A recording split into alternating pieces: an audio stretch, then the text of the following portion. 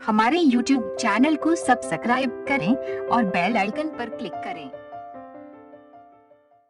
तो दोस्तों ये रहा आपके लिए आज का क्वेश्चन को शुरू करने से पहले हम आपको सजेस्ट करेंगे कि अगर आप मेंटल मैथ्स के बाकी के पार्ट नहीं देखे हैं तो प्लीज़ उसे जाके देखें, उसकी लिंक डिस्क्रिप्शन में दी गई है। और अगर आप चैनल पे नए हैं तो प्लीज़ इसको सब्सक्राइब करके बेल आइकन को प्रेस कर लीजिए। बहरहाल मूव करते हैं क्वेश्चन की तरफ। क्वेश्चन कह रहा कि 100 आदमियों के लिए 50 दिन का भोजन है। यदि 10 दिन बाद 20 आदमी चले गए तो शेष भोजन कितने दिन तक चलेगा। क्वेश्चन कह रहा है कि 100 आदमियों के लिए 50 दिन का भोजन है। अच्छा, क्वेश्चन सॉल्व करने के लिए हम आपको बताए हैं कि क्वेश्चन की एक एक बात को आप मान लीजिए, अपने आप मैथ का क्वेश्चन सॉल्व हो जाएगा। 100 आदमियों के लिए 50 दिन का भोजन है, बिल्कुल सही बात है। चलिए मान लीजिए 100 आदमियों के लिए 50 दिन का भोजन है, ठीक। 10 दिन बाद 20 आदमी चले गए। अच्छा, अब एक बात बताइए हमको, 10 दिन बाद 20 आदमी चले गए, इसका मतलब 10 दिन तक तो 100 आदमी ही खाए हैं। तो हम लोग पहले 10वें दिन की स्थिति निकाल लेते हैं। 10वें दिन की स्थिति, क्योंकि हमेशा उस दिन से हम लोग कैलकुलेट करेंगे भाई। 10 दिन तक तो 100 लोग खाए ही खाए हैं, छोड़ के गए 10 दिन बाद। तो पहले हम लोग ये देखेंगे कि 10 दिन बाद कितना भोजन था जो छोड़ के गए हैं। तो 10वें दिन की स्थिति हमेशा हम लोग निकालेंगे। तो एक तरफ हो जाएंगे हमारे आदमी और एक तरफ हमारे हो जाएंगे दिन, जैसा कि हम लोग पहले पिछले के क्वेश्चन में करते आए हैं। तो हमको एक बात बताइए, 100 आदमियों के लिए 50 दिन का भोजन रखा है, तो 10 दिन बाद कितने दिन का भोजन बचा होगा। आप कहेंगे कि 100 आदमी 40 दिन। आप कहिए 40 दिन क्यों भाई, 100 आदमी 50 दिन का भोजन है। 100 आदमियों के लिए 50 दिन का भोजन है, ये मान लीजिए। तो रोज एक एक दिन का भोजन तो रोज लोग खाएंगे ना। ये पहला दिन की बात है। दूसरे दिन भी आदमी 100 ही होंगे, लेकिन भोजन 49 दिन का हो जाएगा कि नहीं हो जाएगा। उसी तरह से तीसरे दिन भी आदमी 100 होंगे, लेकिन भोजन 48 दिन का बचेगा। क्योंकि भाई रोज एक दिन का भोजन खा रहे हैं ना। 100 आदमी 50 दिन का भोजन है, 10 दिन बाद का हम लोग निकाल रहे हैं, 10वें दिन की स्थिति निकाल रहे हैं, यानी कि 10 दिन बाद। तो 10 दिन बाद क्या होगा, रोज एक एक दिन का भोजन खाएंगे, तो 10वें दिन 40 दिन का भोजन बचेगा। भाई आज 50 दिन का है, तो कल हम लोग कहेंगे कि 49 दिन का बचा है, परसों कहेंगे 48 दिन का बचा है। इसी तरह से 10 दिन बाद कहेंगे कि 40 दिन का भोजन बचा है। यानी कि 10वें दिन 100 आदमी के लिए 40 दिन का भोजन था। लेकिन अब क्या हुआ, 20 आदमी गए भाग निकल के, 20 आदमी चले गए। तो 20 आदमी चले गए तो कितने बचे, आप कहेंगे 80 आदमी बचे। भाई 100 आदमी के लिए 40 दिन का भोजन था, 20 आदमी चले गए तो बचे कितने, 80 आदमी। तो आदमी के नीचे हम लोग 80 लिख दिए। और मान लीजिए 80 आदमी x दिन में खाएंगे। इतनी बात क्लियर हुई कि नहीं हुई, बिल्कुल हुई। तो 100 आदमी 40 दिन का भोजन था 10वें दिन। अब यहाँ से 80 आदमी गए हैं, यानी कि 80 आदमी जो गए, सॉरी 20 आदमी चले गए। तो 20 आदमी जो गए हैं वो 40 दिन का भोजन छोड़ के गए हैं। तो बचे कितने, 80 आदमी। अब 80 आदमी शेष भोजन को 80 आदमी खाएंगे, तो हम लोग मान लेते हैं x दिन में खाएंगे। उम्मीद करते हैं बात क्लियर हुई होगी। अब देखिए आदमी की संख्या घट रही है। तो एक चीज़ आप जानते हैं, हमेशा एरो बड़ी संख्या की तरफ लगाते हैं। अगर आप पीछे की वीडियो नहीं देखें तो प्लीज़ उसे देखें, तो एरो हमारी इस दिशा में लग जाएगी। अब एक बात बताइए, जब आदमी इधर घट रहे हैं तो भोजन भाई ज़्यादा दिन तक चलेगा। 100 आदमी जो 40 दिन का था, अब आदमी कम हो गए तो भोजन ज़्यादा दिन, यानी कि एक्स बड़ा होगा। अब आपको ये मिल गया। अब आप जानते ही हैं, पूंछ की तरफ से शुरू करते हैं, बीच में लगा लिए समानुपात और पूंछ की तरफ से शुरू किए तो 80 अनुपाते 100 और इधर हो जाएगा 40 अनुपात x। अब आप जानते हैं बाएं पद का गुणा बराबर मध्य पद का गुणा, यानी कि इन दोनों का गुणा और इन दोनों के गुणे के बराबर होगा। यानी कि 80 गुणे x बराबर हो जाएगा आपका 100 गुणे 40। तो यहाँ से x की वैल्यू निकालेंगे आप, तो कहेंगे 100 गुणे 40 बटे 80। काट देंगे आप, जीरो से जीरो काट देंगे तो 4 से काट दिए, 4 दूना 8, 25 चौका 100 और ये 2 से 4 काट दिए, 2 दूना 4, यानी कि मिल गया आपको 25 गुणे 2, यानी कि 50 दिन। 50 दिन आपका आंसर आ जाएगा। तो कहने का मतलब क्या हुआ कि हमेशा जिस दिन से, अब 10 दिन बाद 20 आदमी चले गए थे, तो भैया 10 दिन तक 100 आदमी तो खाए ही खाए।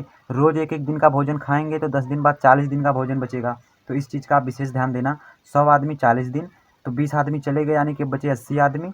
80 आदमी 100 दिन। अच्छा, अगर क्वेश्चन में ये कहता कि 20 आदमी और आ गए, 20 आदमी और आ गए कहता, तो हम लोग यहाँ पे क्या करते, 80 ना लिख के कितना लिखते, 120 लिखते। ठीक है। अगर ये कहता कि 20 आदमी और आ गए, तो यहाँ से 120 लिखें। तो क्वेश्चन दो प्रकार से दे सकता है, या तो ये कहेगा कि 20 आदमी चले गए, तो अगर चले गए तो यहाँ पे हम लोग घटा देंगे। और अगर ये कह दिया कि 20 आदमी और आ गए, तो इसमें जोड़ दिए। लेकिन स्थिति हमेशा इसको देख के निकालेंगे, 10 दिन बाद की क्या स्थिति रहेगी, उसी दिन की स्थिति पे कैलकुलेशन होगा। उम्मीद करते हैं आपको समझ में आ गया होगा। अगर नहीं आया तो कमेंट बॉक्स मौजूद है, आपको पता ही उसमें क्या करना है। तो चलिए मूव करते हैं अगले क्वेश्चन की तरफ। तो दोस्तों ये रहा अगला क्वेश्चन, कह रहा कि 4 आदमी किसी काम को 6 दिन में पूरा करते हैं, 3 आदमी उससे दुगने काम को कितने दिन में पूरा करेंगे। अच्छा, 4 आदमी किसी काम को 6 दिन में पूरा करते हैं, लेकिन 4 आदमी के 1 दिन की क्षमता दे दिया है, मतलब 4 आदमी एक काम को 6 दिन में पूरा करते हैं, एक काम को 6 दिन में। लेकिन इधर पूछ रहा है कि 3 आदमी उससे दुगने काम को।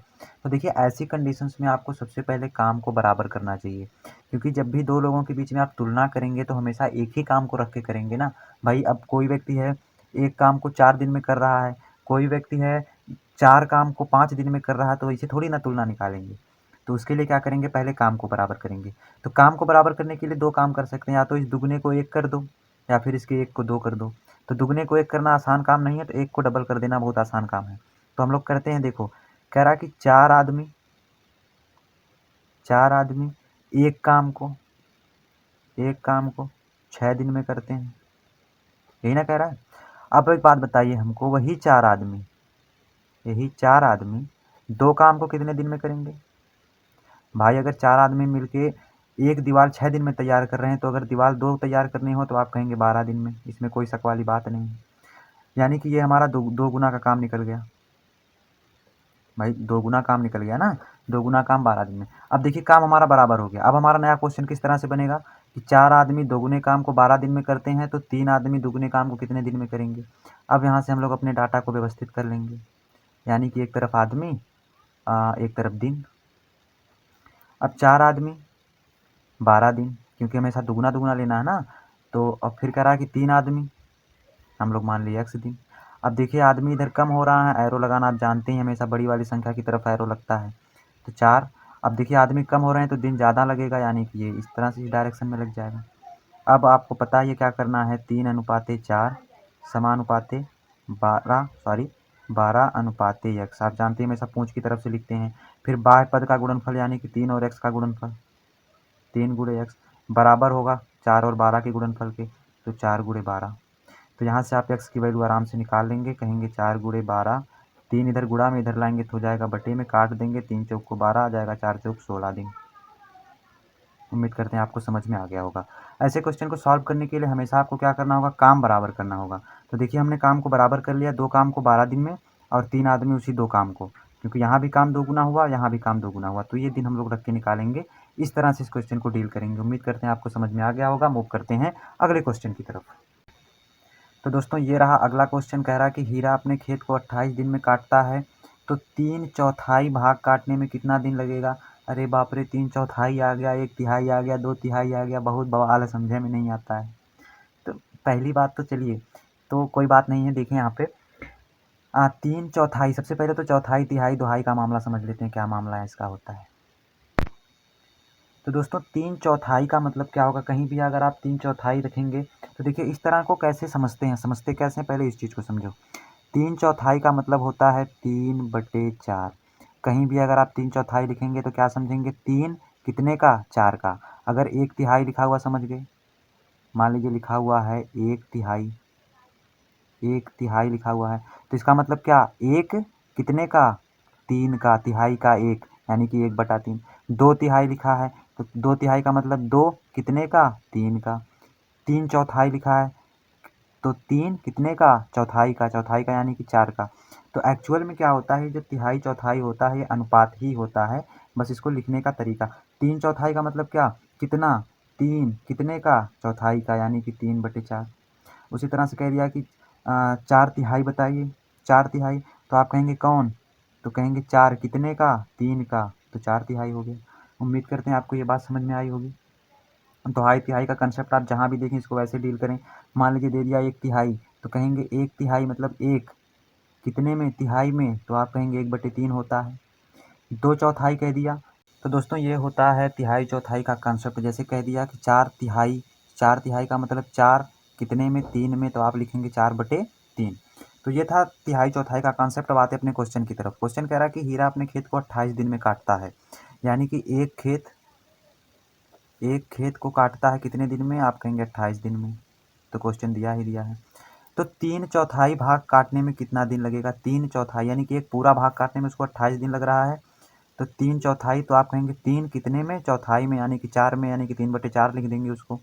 तो 3/4 खेत कितने दिन में काटेगा। अच्छा, अगर हम कहें कि एक खेत 28 दिन में काटता है तो 2 खेत कितने दिन में काटेगा? आप कहेंगे बहुत सिंपल बात है, एक खेत 28 दिन में, तो 2 खेत करने के लिए हम लोग 28 का डबल कर देंगे, यानी कि 28 में 2 से गुणा कर देंगे, आ जाएगा 56 दिन। तो जब एक खेत काटता है 28 दिन में 2 निकालने के लिए आप 28 में 2 से गुणा करते हैं, उसी प्रकार 3/4 खेत निकालने में आप 28 में 3/4 से गुणा कर देंगे, 3/4 से गुणा कर देंगे। ठीक है, आप जानते हैं 28 के बटे में एक ऊपर नीचे का कट जाएगा, 4 एक कम 4, 4 सत्ते 28, यानी कि आ जाएगा हमारा 7×3, यानी कि आ जाएगा 21 दिन। ये हो जाएगा हमारा आंसर। उम्मीद करते हैं आपको इतनी बात समझ में आ गई होगी।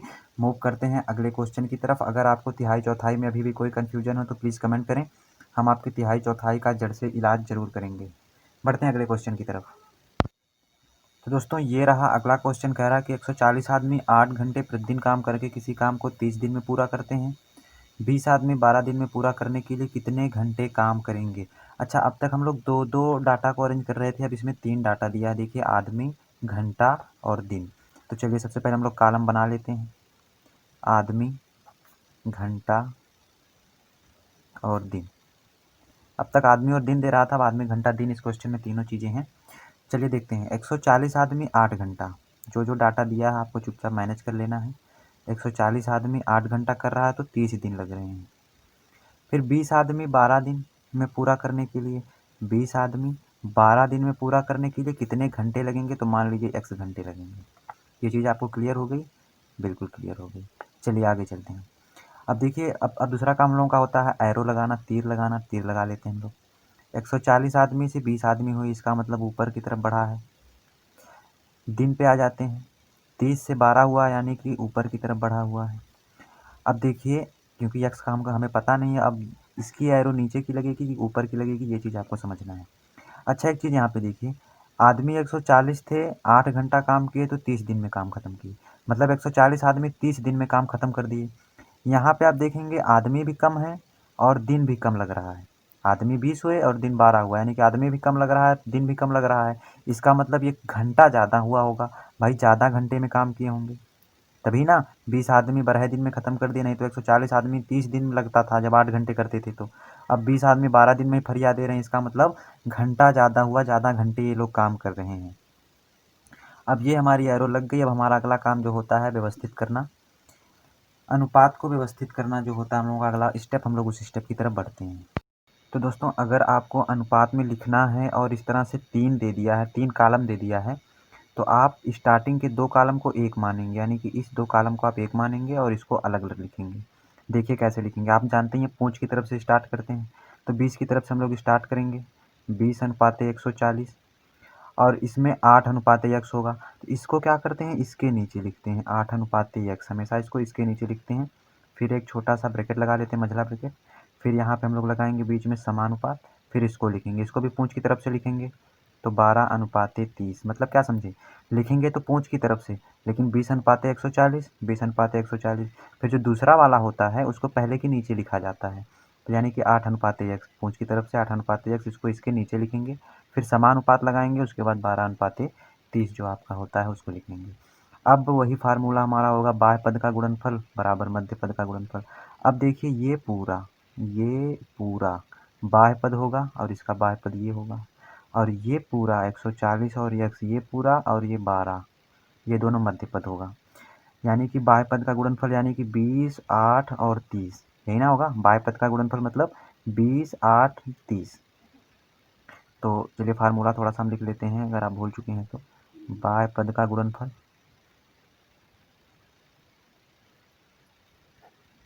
बराबर मध्य पद का गुणनफल बराबर मध्य पद का गुणनफल, ये होता है फार्मूला। तो बाह्य पद का गुणनफल मतलब 20, 8 और 30, ये बाह्य होगा, तो इनका सबका गुणनफल हम लोग निकालेंगे, 20, 8 और 30। फिर बराबर लगाएंगे मध्य पद का गुणनफल, यानी कि 140 x और 12, तो 140 इंटू एक्स इंटू 12, ये कर लिए हम लोग। अब आप जानते हैं x की वैल्यू फाइंड करना है, तो x को यहीं पे रहने देते हैं, 140 और 12 को इधर ला देंगे, तो यहाँ से हमारा इस साइड बचेगा x, उसको हम लोग पहले लिख लिए। इधर था हमारा 20 × 8 × 30, और 140 और 12 इधर आएगा तो बटे में आ जाएगा 140 × 12, ठीक, 140 × 12 यहाँ पे आ जाएगा बटे में इधर। चलिए अब काट लेते हैं हम लोग, इस 0 से इस 0 को काट देते हैं, 2 से इसको काट देते हैं, 2 सत्ते 14। चलिए, तो फिर इसको जो है हम लोग काट देते हैं 2 से, तो 2 चौक 8 और 2 छक 12। फिर इसको 2 से काट देते हैं तो 2 दूना 4 और 2 तिहाई 6। फिर 3 से 10 30 को काट देते हैं तो 3 दहा में 30, यानी कि ऊपर आ जाएगा 20 और नीचे आएगा 7। 20/7 घंटे में ये हो जाएगा आपका आंसर। उम्मीद करते हैं आपको समझ में आ गया होगा। तो आज के क्वेश्चन में बस इतना ही। मिलते हैं आपसे अगले वीडियो में। तब तक के लिए हंसते रहिए, मुस्कुराते रहिए और देखते रहिए मेंटल मैथ्स।